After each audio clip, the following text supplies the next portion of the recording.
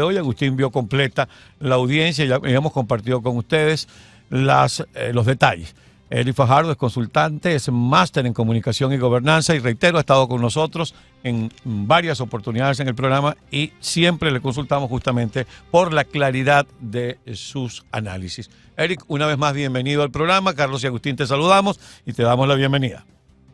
¿Qué tal, Carlos? Hola, Agustín. Nuevamente un privilegio estar con ustedes.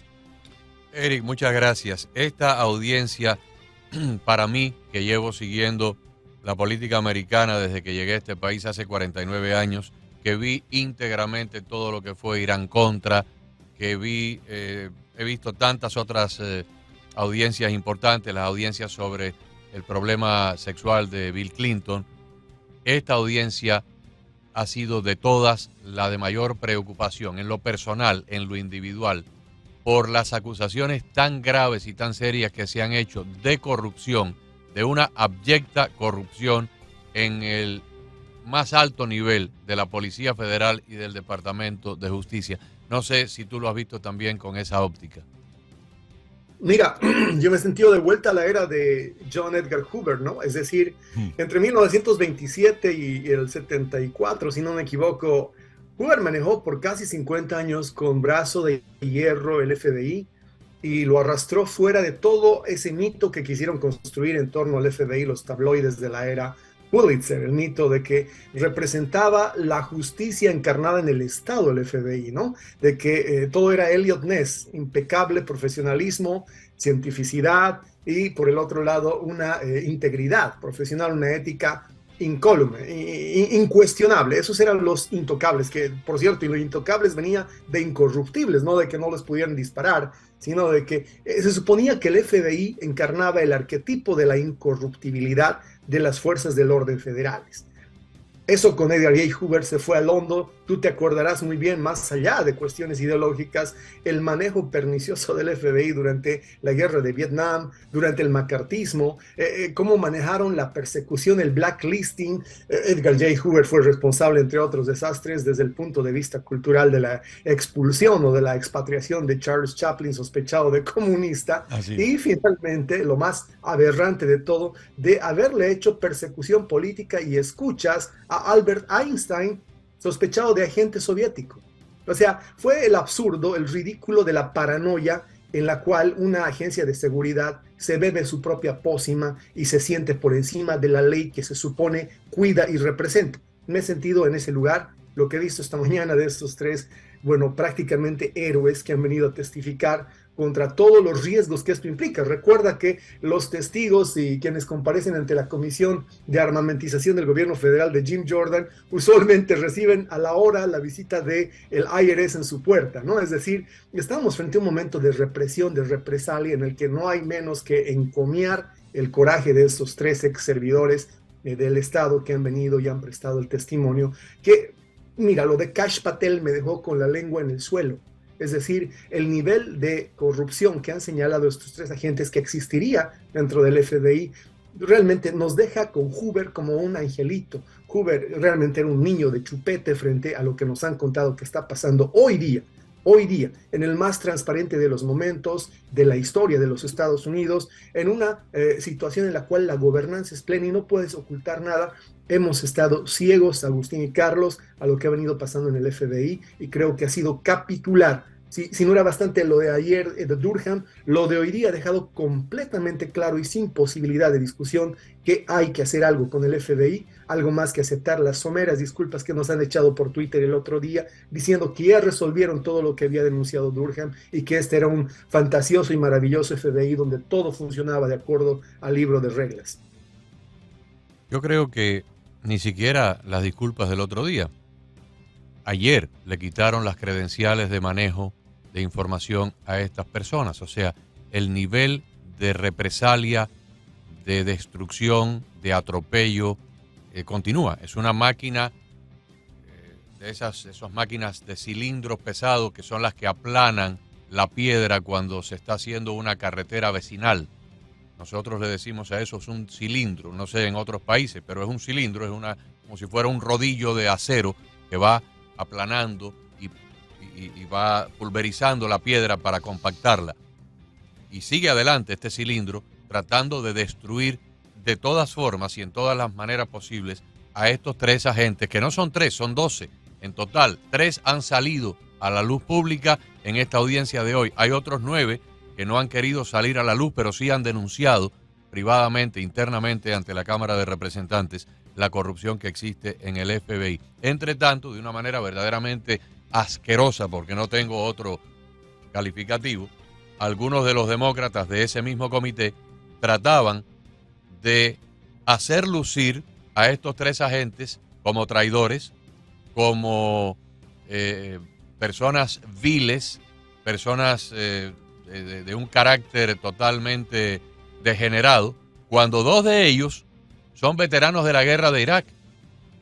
Veteranos de la guerra de Irak, ni siquiera les tuvieron la consideración del servicio que prestaron en combate, porque algunos de estos demócratas los presentaron hoy como si se tratara de 3 ratas, de 3 serpientes de la peor calaña, tratando de encubrir lo que está ocurriendo dentro de la Policía Federal. Ahora, la gran pregunta que nos hemos hecho, Carlos y yo la hemos hecho aquí públicamente, a mí me la han hecho 20 amigos a través de teléfono, tanto en persona como por teléfono en los últimos 10 o 15 días, es ¿qué va a pasar? Y la mayoría de la gente llega a la conclusión que no va a pasar absolutamente nada. Hoy yo fui a una cita médica. Cuando salí de la cita me encontré con un oyente, yo no lo conocía, me saludó, me dice no me pierdo su programa, hace 10, 15 años que lo sigo por todas las emisoras y lo escucho todas las tardes, me mandó saludos para Carlos y terminamos hablando de esto y me dice, y ahí tomamos el elevador y me dice, y yo presiento que no va a pasar nada. Y yo les pregunto a ustedes, te pregunto a ti, a Carlos, ¿podrá esto quedar impune después de este barraje de acusaciones tan graves? Mira, si hemos aprendido las lecciones de Cuba, de Venezuela, de Argentina, de Bolivia, no. Si somos capaces de evitar que nuestra buena fe nos empuje a repetir los errores, quizá podemos evitar que la impunidad cunda. Desde ya te quiero decir, comparto el sentimiento, y es un sentimiento que es imposible no tenerlo cuando tienes algo de dignidad humana. Stacey Plaskett, detestable.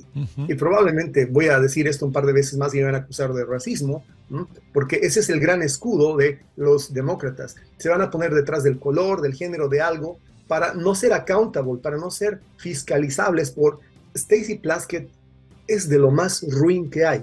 Lo ha hecho con periodistas de izquierda como Michael Schellenberger y Matt Taibbi en el pasado cuando han ido ante la Comisión de Judicialización. Déjame explicarle a los oyentes que esta es la congresista que es la miembro de mayor jerarquía dentro del comité judicial por parte de los demócratas. Adelante. Así es, correcto. Stacey Plaskett es la contraparte. Es como el equivalente a la cabeza de quienes no están en la mayoría. En el control, en la mayoría. Sí, y bueno, pero esto queda para la anécdota porque recuerda, por favor, tú, Agustín, que tienes la misma vívida y horrenda experiencia de haber pasado y sobrevivido un socialismo. Recuerda muy bien que el libro de guerra bolchevique dice que contra el enemigo lo primero es la caracterización. Caricaturizar, ridiculizar, atacar, quebrar la moral del enemigo. Esa es la izquierda que estamos viendo hoy día, una izquierda que yo podría haber esperado en Caracas o seguramente en La Paz, pero nunca en los Estados Unidos, atacando ruinmente la moral de servidores de la patria, de periodistas de izquierda, de ambientalistas, no importa quién se les ponga al frente, ya incluso no interesa si comparten una visión ideológica o si lo hicieron con ellos. Esto es una máquina de guerra bolchevique. Y han convertido al FBI, lo voy a decir sin ambajes, en una comisaría política. Bueno, lo dice uno de los congresistas que estuvo ahí en ese comité. Dijo esto y lo voy a citar textualmente. Dice, se ha convertido el FBI en un instrumento de persecución política y en el brazo armado de los demócratas para intimidar y silenciar a sus opositores. Palabras textuales. Así es, y yo voy a recordarte que en 1950 ya nos había advertido Harry Truman que el FBI estaba demasiado cerca de la Gestapo, así de claro. Y creo que hemos vuelto a esos horrendos años. Estamos viviendo prácticamente la pesadilla de Daniel Ellsberg, ¿te acuerdas del que denunció los Pentagon Papers? Estos 3 veteranos de guerra están viviendo ese momento político, el momento de la profunda represión, de la respuesta, de todo aquello que ellos denunciaban en los 60s y 70s, se han convertido hoy en los actores, los demócratas. Todo aquello de lo que juraban, renegaban, todo aquello contra lo cual se construyeron ellos en los supuestos defensores del liberalismo, lo han perdido.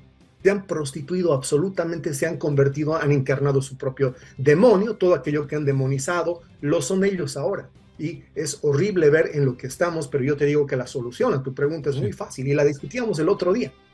La comisión del Congreso, la comisión judicial del Congreso, es la única que puede convertir todo esto en una causa y ponerla en un pliego frente a la Corte Suprema de Justicia. Porque esto es violación de libertades fundamentales, esto es violación de la Constitución. Acá no estamos hablando de violaciones específicas contra individuos, no. Esto, Agustín, puede ser retratado y plasmado en un pliego, en una demanda de inconstitucionalidad, porque la primera enmienda aquí ha sido pisoteada y lo está siendo pisoteada cada día.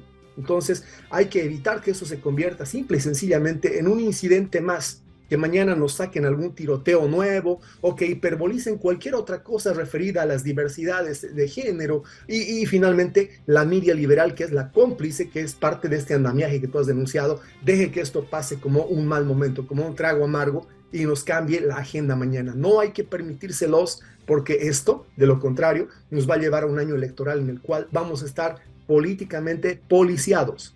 Esto va a ser un estado carcelario en el cual vamos a ir a un año de sufragio y tenemos que evitar que suceda aquello. Hay que devolver al FBI al ideario de lo que debía haber sido desde el principio. Hay que devolverla a esa percepción que han construido los medios de comunicación sobre esta institución y no permitir que termine de convertirse en el martillo de un régimen totalitario. Ahora, Eric, las veces que hemos conversado con usted, hemos tenido la posibilidad de escuchar algunas proyecciones que usted hace de lo que podría pasar a futuro. Y yo le decía más temprano a Agustín, decía, bueno, tiene que haber, debe haber, y esperemos que haya representantes y senadores demócratas decentes que quieran a este país y que de alguna manera podrían marcar distancia de lo que está ocurriendo. ¿Usted ve ese escenario más adelante? Hay una lucha intestina muy dura dentro del Partido Demócrata. Por supuesto que sí. Yo estoy convencido de que en este momento hay gente haciendo reuniones asqueados de lo que está pasando, ¿no? Con ciertos medios de comunicación. Claro que sí, sino con el senador Kennedy sobre todo. Estoy convencidísimo de que hay demócratas que están asustados en lo que se ha convertido su partido. Mi preocupación es, si no habremos cruzado ya el punto de no retorno, Carlos, mi preocupación es que quizá este Partido Demócrata ya no tiene redención. Estamos viendo cómo un aparato político, y lo puedes ver tú, Merrick Garland, Anthony Blinken, Alexandro Mayorkas, hacen lo que quieren de este partido. Y quizá ya han cruzado el punto de no retorno, eso nos lo dirán los demócratas, que les toca ahora pelear, como el MAGA está peleando dentro del partido republicano contra los rinos, para evitar que se consume este movimiento apátrida, este entreguismo a intereses transnacionales que no tienen que ver con los intereses de los Estados Unidos. Acá hay un entreguismo total a gobiernos foráneos. Acá, y lo hemos visto, han corrido los billetes de intereses completamente reñidos con la estrategia, con el interés nacional de los Estados Unidos, con su doctrina de seguridad. Y por supuesto hay gente acá que anda metiendo billetes en la bolsa de los candidatos a fiscales con la mayor libertad. No podía estar más clara la figura. Vamos a tener que ver si todavía en el Partido Demócrata hay algo de la dignidad, hay algo de los principios que han defendido por 60 años y todavía logran pelear una última batalla para recuperar su partido. Yo, sin ser abogado y mucho menos experto constitucionalista, siempre he sido un apasionado de la Constitución. Me la he leído varias veces y creo que desde mi punto de vista personal, cuando los padres fundadores se sentaron a escribir la Constitución, tuvieron algún tipo de inspiración divina porque escribieron un documento que más de 200 años después sigue teniendo una tremenda vigencia, una vida propia, sigue siendo hoy tan relevante como lo fue en 1775, 1780, 1790. Bueno, en el 75 no se había, todavía no se había proclamado la independencia. En 1790, en el año 1800. Ahora bien, yo creo que estos señores que vislumbraron todos los escenarios posibles y tomaron precaución para que todos los escenarios posibles fueran más o menos cubiertos con enmiendas, con artículos constitucionales y con enmiendas que se le hicieron luego a la primera Constitución y enmiendas a la segunda Constitución y luego a la Carta de Derechos. Yo no sé, porque no lo he encontrado por ningún lado, esto habría que preguntárselo a un abogado constitucionalista, si ellos contemplaron un escenario como el que voy a describir, una confabulación donde el presidente de turno, el ministro de Justicia de turno y algunos miembros del estamento federal, en este caso la Policía Federal no existía en el año 1800, se creó mucho después, pero ¿cómo hacer cuando estas altas cabezas están en violación de la ley federal y en perjuicio del electorado? ¿Qué recursos hay? Pregunto yo. Si hay un delito, lo tiene que primero identificar como tal la Policía Federal. Y entonces, una vez que determinan que fulano de tal cometió tal delito, sea de narcotráfico, sea de terrorismo, sea de lavado de dinero, o sea de lo que sea, un delito bancario, entonces la Fiscalía Federal es la que promulga las acusaciones, o bien directamente o a través de un gran jurado, y luego se pasa a las Cortes Federales. Pero si tenemos a la Policía Federal en su más alto nivel, sucia, corrupta, y tenemos al Departamento de Justicia, que es la rama de la Fiscalía, a su más alto nivel, sucio y corrupto, ¿qué recursos le queda a la nación? ¿Podría el Congreso hacer una apelación directa al Tribunal Supremo? Yo no lo sé, pero si no es así, apaga y vamos. No, hay niveles para guardar la Constitución y ciertamente tú lo has señalado muy bien, nos han dejado las enmiendas como protecciones para la Constitución y los que están encargados de fallar, de pronunciarse, más allá de que no existe una jurisprudencia específica sobre cuándo una autoridad excede su mandato, es la Corte Suprema. De ahí es que vienen los ataques soeces que estás viendo todos los días de Elizabeth Warren, de Hillary Clinton, de Alexandria Ocasio-Cortez contra Thomas Clarence y contra los demás miembros de la Corte Suprema que no son de su línea.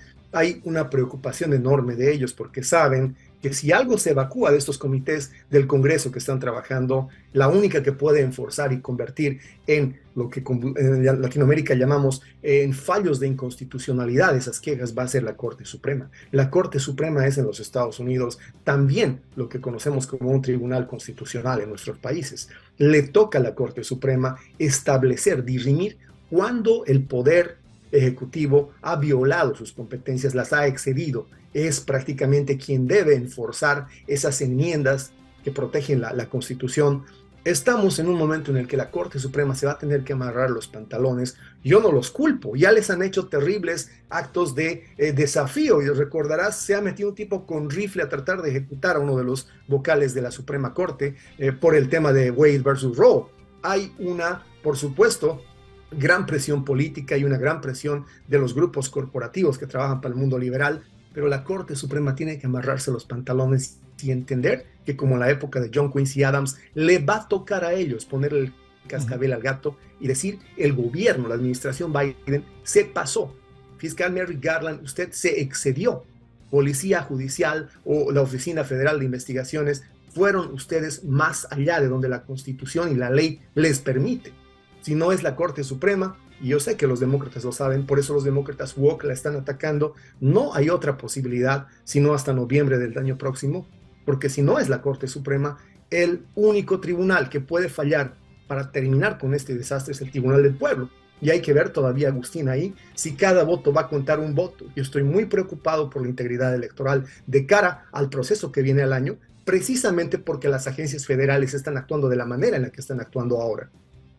Ahora, estaba yo lucubrando, Eric, y después que uno vuelve a leer este titular que dice que se ha convertido el FBI en una suerte de brazo armado de los demócratas para intimidar, para silenciar opositores, y uno se le ocurre el escenario, si se quiere, perverso, de que los mandos mayores utilicen a los menores como chivos expiatorios. Y sí, tenían razón estos tres agentes, y entonces salvándose justamente los mandos mayores. Ese escenario también es posible, actuar casi de manera mafiosa, cortando la cabeza de mandos medios y mandos menores, salvándose las verdaderas cabezas de todo esto.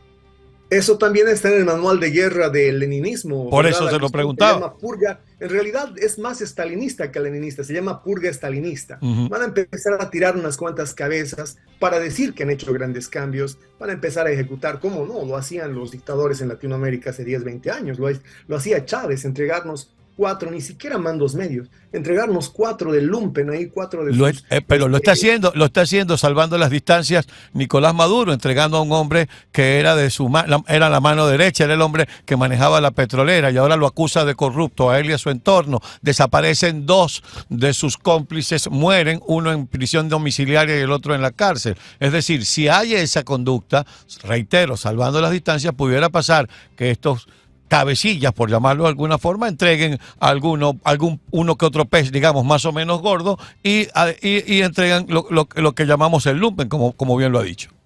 Así es, siempre va a haber un Harvey Oswald, un Lee Harvey Oswald, alguien a quien le Exactamente. cuelgues el rifle, pero los magnicidios, los atentados contra la Constitución, las violaciones de la primera enmienda, no las cometen soldados, se urden a un nivel de cuarto rojo, a nivel de generalato, que es a quien debemos hallar responsable y auditable por estas cosas. La gente tiene que saber eso, no hay que conformarse con una cabeza de turco, no hay que permitir que una purga estalinista nos diga que acá hubieron unos 3 o 4 soldados rasos responsables de una conspiración que solo puede ser hecha al más alto nivel.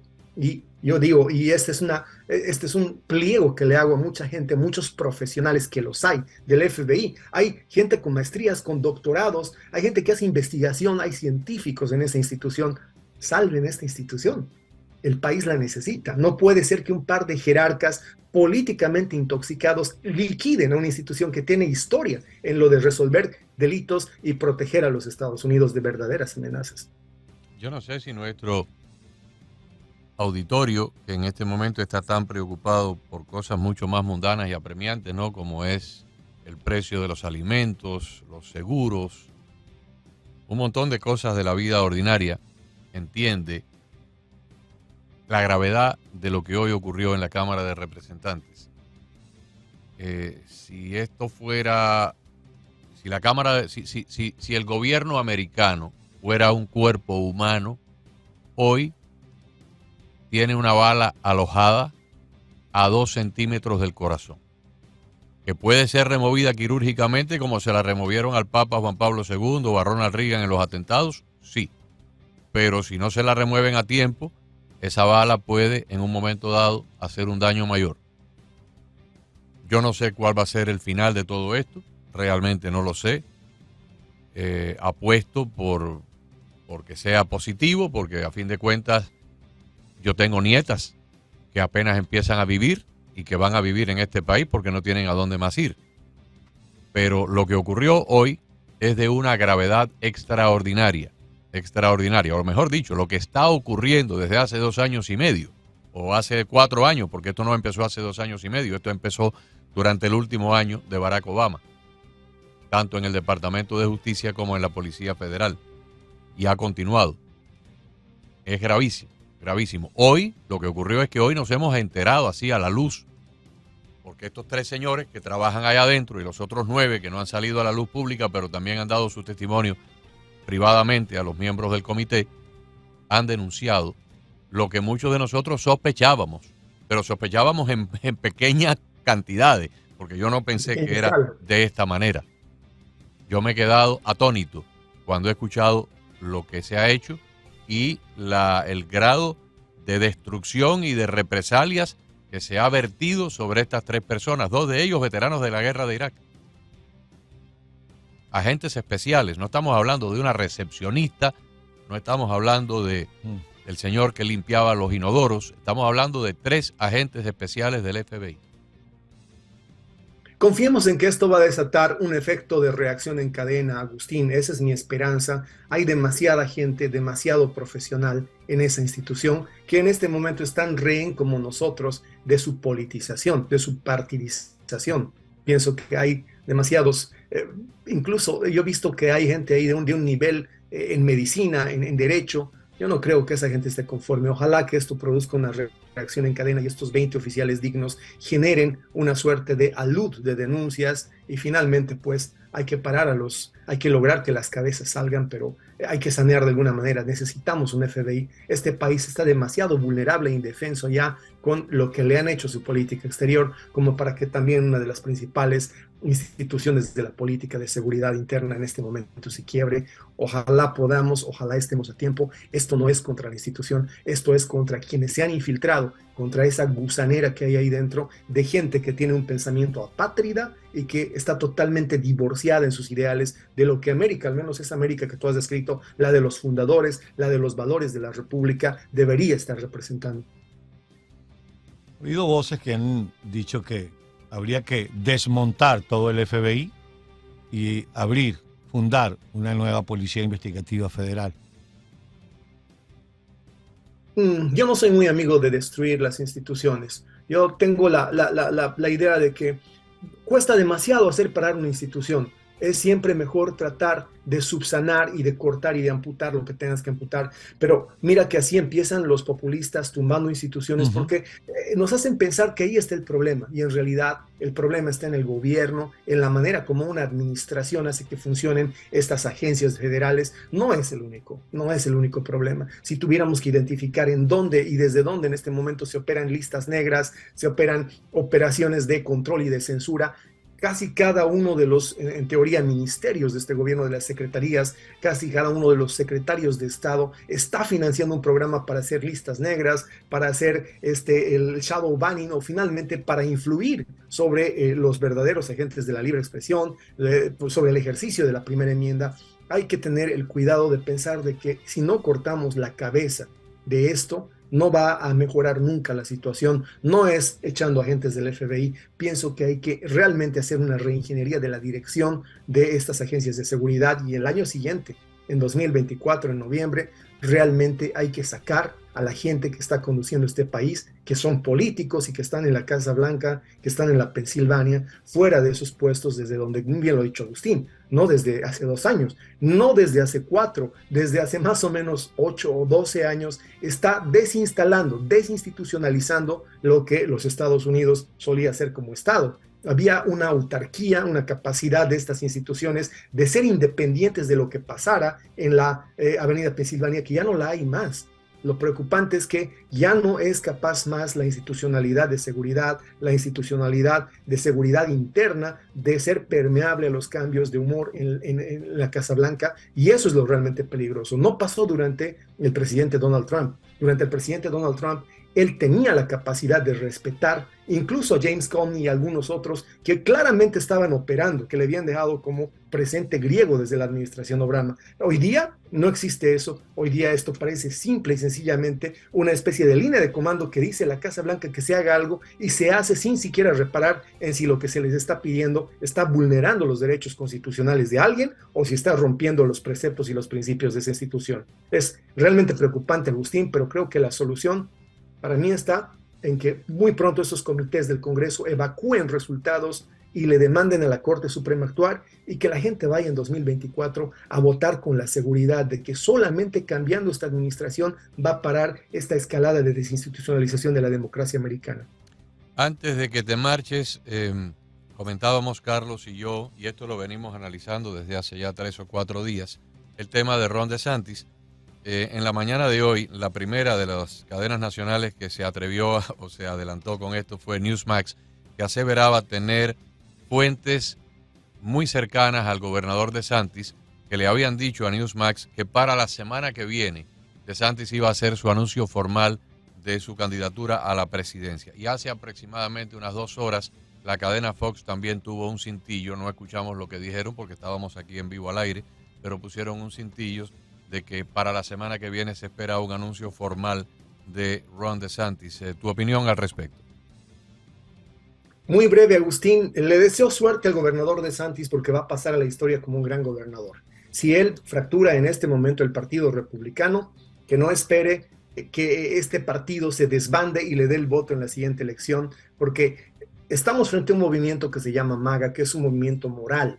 no tiene que ver con Donald Trump. Ese es el resultado de un proceso de acumulación histórica. Recordarás tú las protestas del Tea Party, cómo fueron esparciéndose y cómo fue creciendo y cundiendo, no solamente ya entre la minoría blanca americana, sino también a otros niveles, a otros tipos de composición societal y cultural de América. Y de repente estamos frente a un movimiento muy diverso, muy grande, que está amalgamado desde mi punto de vista por una visión que es la de recuperar la seguridad jurídica y de reestabilizar la democracia en los Estados Unidos. Si él quiebra lo que el MAGA está buscando, que es un gobierno de Donald Trump que pueda reinstitucionalizar y actuar con fuerza contra los liberales y el mundo woke, lo que va a hacer es perder la posibilidad de heredar el MAGA. En concreto, si Ron DeSantis quiere gobernar, necesita el MAGA, y el MAGA él no la puede quebrar. El MAGA debe heredarla. Si quiere tener el MAGA, si quiere tener el respaldo de esta gran ola conservadora que hoy día se ha levantado para defender los valores republicanos, él no puede quebrar el MAGA. Tiene que heredarlo, y eso implica aceptar que hoy día él no es la opción del MAGA y que no le alcanza con los votos que pueda tener de simpatizantes propios. El MAGA es un movimiento nacional. De momento, el aparato político del gobernador DeSantis no pasa de la Florida con el mayor respeto por lo que eso pueda significar. Yo sé que es respetable, es una cantidad de votos significativa, pero Ron DeSantis no es un líder nacional. No ha logrado traspasar las fronteras de su estado, y a pesar de que es un gran gobernador, quebrar el MAGA no va a ayudar a sus aspiraciones de ser presidente algún día. ¿Qué análisis tan agudo? ¿Qué análisis tan sí, brillante, ¿no? Además, absolutamente pertinente. Y como decías que ibas a responder de forma breve, la posibilidad de eso, de una negociación que le permita, le acompaño, le aseguro los votos de la Florida, señor Donald Trump, y luego, cuando usted entregue en el 2028, yo voy por eso y heredo el MAGA. ¿Esa posibilidad a la vez? Yo creo que es el delfín del Partido Republicano, y no voy a cansarme de decirlo. Él tiene por lo menos dos términos si juega bien y si entiende bien y si lee bien al electorado republicano hoy día. Si él entiende lo que el país necesita, demanda, si él realmente es un convencido de las reformas que él mismo ha hecho, de la integridad electoral, de esto de la política migratoria, debe entender de que en este momento el hombre para el trabajo no es él. Él es un hombre del sistema, lo cual es una virtud dependiendo del timing político que tú elijas. Él es un hombre del establishment, dependiendo del momento en el cual te embarques en la aventura de ser presidente. Hoy día, esas exquisiteces, las sutilezas de la política que él sabe hacer, no tienen lugar. Va a ser una batalla descarnada. Dense cuenta de la dimensión de escenario al que estamos entrando cuando nos enteramos de que está funcionando como ahora sabemos que está funcionando el FBI.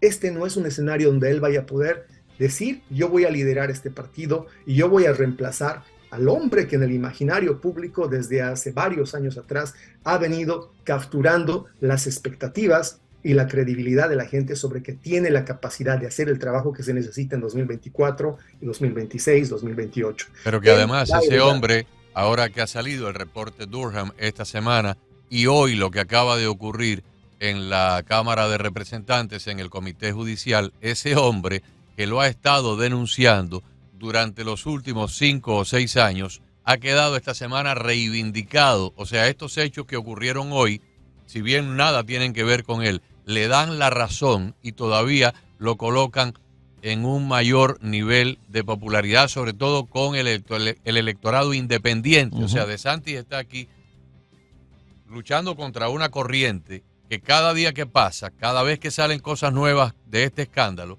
la corriente para DeSantis se convierte en más fuerte y está luchando en contra de esa corriente, nadando en contra de esa corriente, que cada vez la corriente se fortalece más, porque el reporte de Durham reivindica de cierta forma lo que ha venido diciendo Donald Trump, le da la razón, y lo que ocurrió hoy todavía le damos una mayor razón a Donald Trump. Así es, la narrativa de Trump es absoluta hoy día y tienes mucha razón, el impacto de estos misiles ha sido en el mundo de los independientes. Yo diría que se viene muy pronto una avalancha de independientes al movimiento MAGA o cerca del movimiento MAGA. Conclusión, Ron DeSantis puede ser el delfín de la era Trump o puede morir intentando astillar un movimiento que es demasiado grande para que en este momento él pueda hacer otra cosa, sino seguramente quebrar una o dos astillas. Muy bien, muchísimas gracias. Como siempre, un privilegio contar contigo. Qué bueno tenerte y opiniones extremadamente claras y muy bien expresadas, que todo el mundo puede entender con mucha facilidad. Muchísimas gracias, muy agradecido. A ustedes, como siempre, es un privilegio acompañarlos. Un placer haberte tenido con nosotros.